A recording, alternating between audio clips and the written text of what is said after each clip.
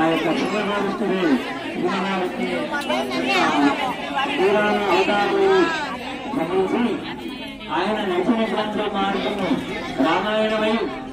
ఆయన పలికినటువంటి పలుకులు సత్యములై ఆయన ఆచరించిన మార్గంలో ధర్మములై మనల్ని మనం ఎలా ఉండాలో, కుటుంబంలో భర్త ఎలా ఉండాలో, భార్య ఎలా ఉండాలో,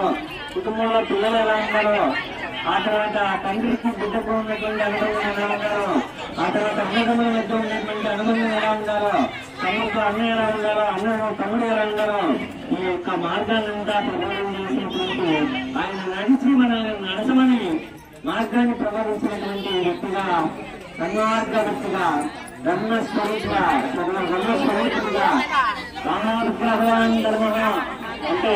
ఆ రాముడు మూర్తించినటువంటి బ్రహ్మం. ఆయన గురించి చెప్పుకుంటే,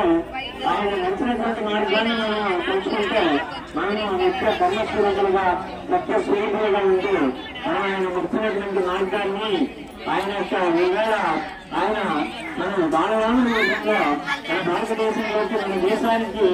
అవతరించినటువంటి మూర్తిగా మన హృదయంలోకి ఆయన ఆవాహన చేసుకుని ఆ హృదయంలో ధర్మ మార్గము, సత్య మార్గాన్ని విడిపోకుండా ఆ మార్గాన్ని మనం అనుసరించినట్టుగా మనం ఇవాళ ఆ సంకల్పంతో పూర్తి చేస్తున్నాము. అందరం కూడా ఒకసారి లేచి పైకి లేచి నిలబడి మనం చేసినటువంటి పూజలో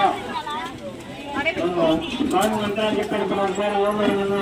కానీ అందరూ లేదా కొన్నిటి కన్నా కొన్నిటి కన్నా ఈ దోషాలన్నీ పోయేటట్టుగా ఆ దోషాలన్నీ పరిహారం చేసి మమ్మల్ని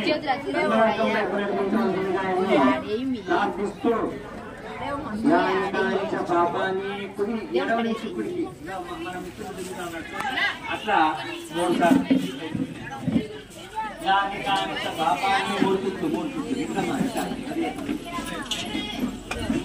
3 సార్లు మన చుట్టూ మనమే తిరిగి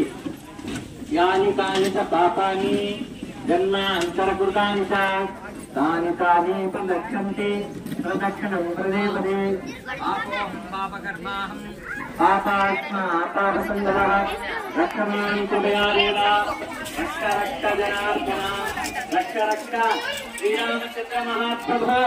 అయోధ్య నుంచి చేసినటువంటి ఆఖ్యతల్ని మన తల మీద దాల్చవలసిన అక్షతుల వారికి మహాతల్లి సీతమ్మ వార్లకి అన్న అంటే పరవశించిపోయేటువంటి లక్ష్మణ స్వామి వార్లకి ఎప్పుడు ఆయన సేవలోనే ఆయన పేరును వింటనే తరించిపోయేటువంటి హనుమంత రమణ గోవింద రమణ గోవింద రమణ గోవింద వర్గ గోవింద వర్గ గోవింద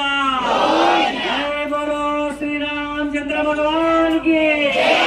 జై శ్రీరామ్ జై శ్రీరామ్ జై శ్రీరామ్ జై శ్రీరామ్ జై శ్రీరామ్ జై శ్రీరామ్ జై శ్రీరామ్ జై జై శ్రీరామ్ జై జై శ్రీరామ్ జై జై శ్రీరామ్